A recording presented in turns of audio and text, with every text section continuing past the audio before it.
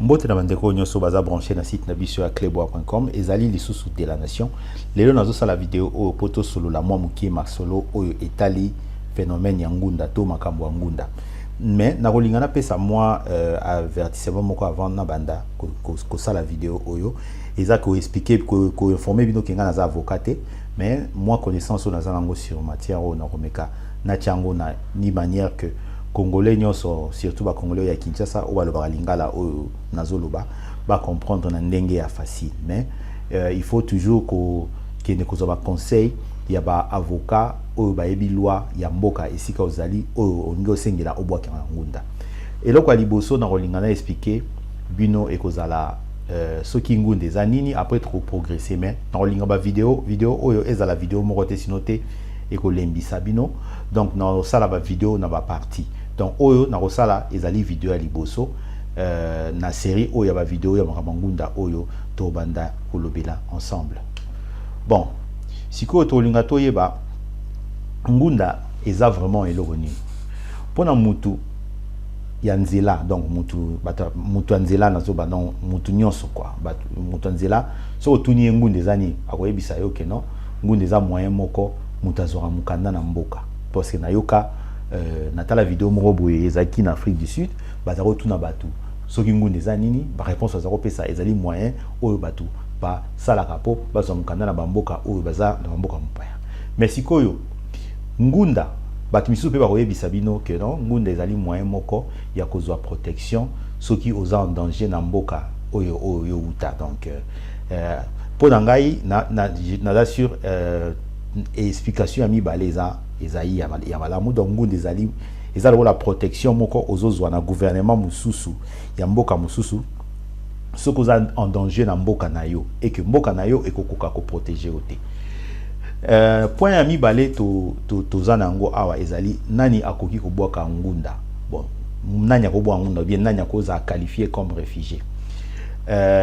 ezana ba critères ebele pona ko koza qualifié comme réfugié mais sikoyo il faut koyeba vraiment nani azali ngunder ou nani azali ngunder to nani akoza qualifié pour za ngunder et puis il faut koyeba soki mboka wana aussi kozali ezali mboka moko ko bwaka ngunda donc ça va biloko moko il faut komika koyeba un ngunder azanani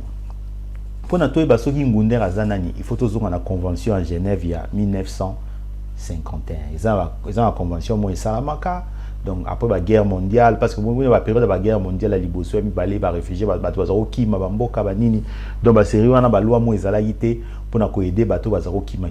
donc na 1951 na Genève ezaki na convention moko ba salaka kuna ce qu'on a convention ande ba salaka ba règle pona bangunder bon loi yango ya Genève et lobini selon loi ya Genève et lobi boy un ngunder azamutu oyo azana mboka ya mopaya mboka oyo aza citoyenneté donc cela veut dire mutu moko oza na mboka mususu mais oza résidenté to citoyenneté na mboka wana pe aza na ba raison moko bien fondée kazo bangi la vie na ye likolo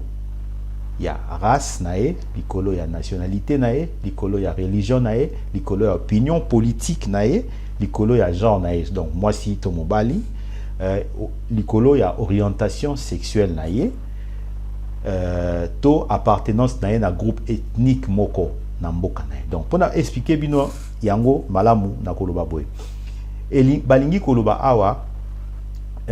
mutu faut na ba raison moko bien fondée donc il faut tango yoko boire ngunda neti par exemple na toloba na Danemark oki boire ngunda na Danemark opesi ba raison na yo yoko boire na ngunda ba raison na il faut za bien fondée za ba raison mo ezanga mutu na makolo te parce que so ezanga mutu na makolo ba kondima ngunda na yo te siko ba critère nini ba raison nini oyo ba koki kondimela ngunda na yo ba lobby eloko liboso race na yo pona ni babi race na yo ezana ba mboka mususu ba kosa na batu mwindu ba indien na ba mindele peut-être mindele bazana pouvoir bazonyo ko la batu mwindu donc peut-être na sens wana donc soko za mutu mwindu bazo peut-être ko exterminer bino au kimi na sens wana donc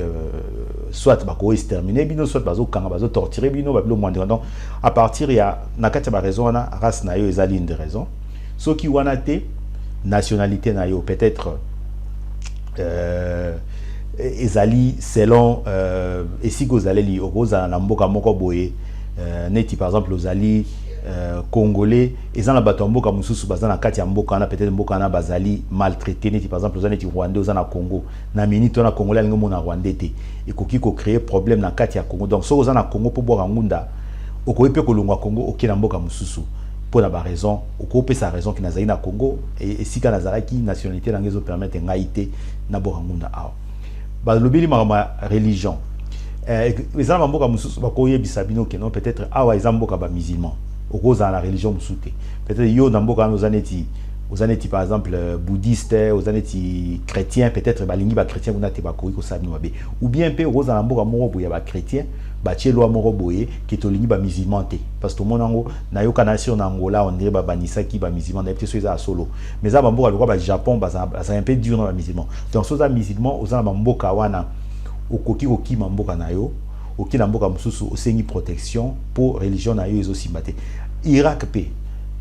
na minute oyo ba territoire ezali occupé par Daesh na Irak ba zo persécuter ba chrétien donc ba chrétien wana o ba kimi